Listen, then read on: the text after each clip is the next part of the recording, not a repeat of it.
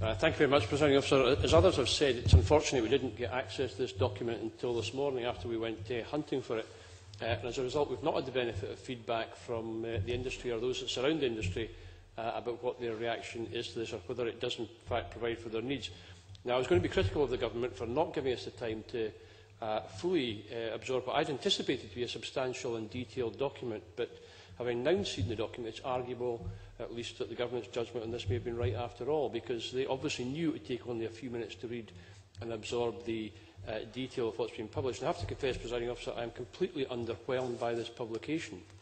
Now, Presiding Officer, back in November, we debated the consultation document that preceded this document having been now published.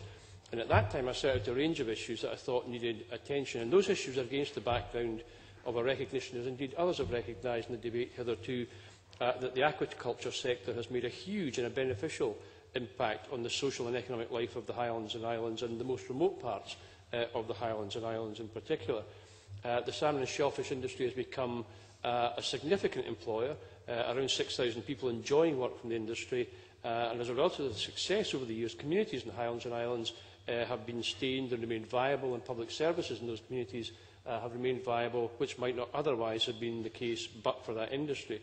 It's one of the very few industries that can revive those parts of the world because of its close association with the particular environment of that part of the world. Now, I also noted at that time the industry has got considerable scope to grow, and thankfully the industry, particularly the salmon industry, is in one of its best periods, and the market is strong and prices are currently good. And as others have mentioned, that when we were in Brussels a couple of weeks ago, a number of members of this chamber looking at environmental questions and visiting the expo that the ministers talked about, the striking thing about meeting people was the optimism of the industry and the confidence of the industry going forward. And it's part due to the point that Dave Thompson raised. It's the plight of the Chilean industry, where disease has seriously affected that part of the world.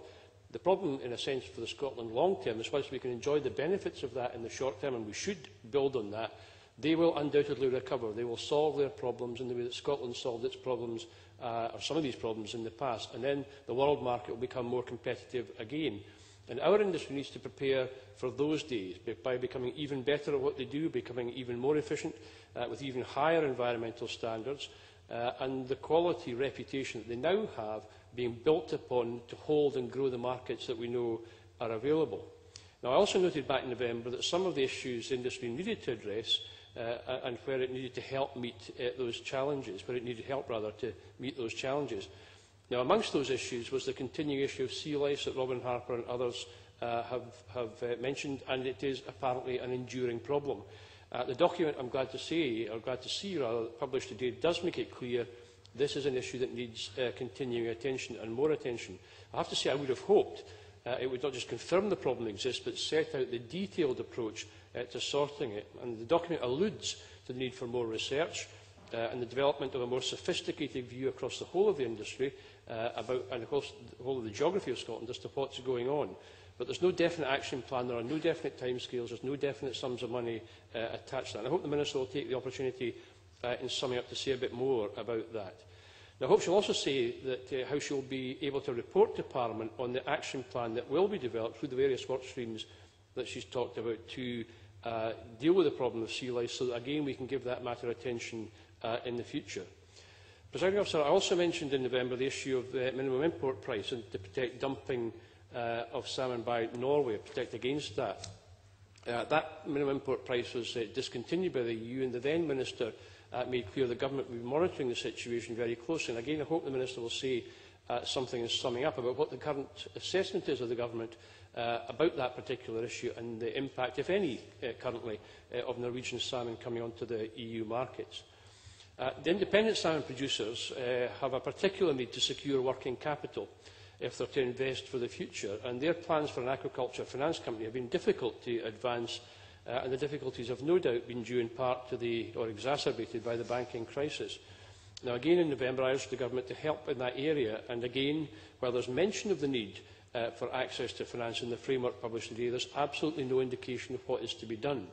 Now, I would have hoped the document today would have said something concrete about what can be done and what the Government's intentions are on this. And if there is no intention through its economic development agencies or in partnerships with others to offer practical assistance in that financial sector, it might be best to say that so that people can then begin to look at the alternatives.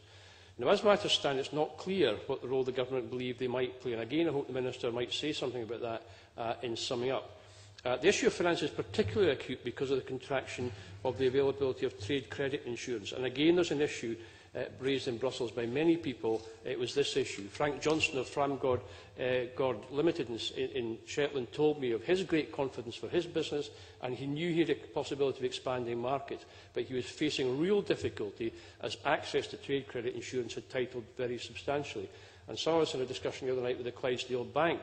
We were discussing this issue, and again they recognised there was an issue there and thought perhaps the government have a role to play, at least in the short term. And again, I hope the Minister might say something about that in summing up. Presiding Officer, I see my time is running out. I have more to say, but on this occasion I will not.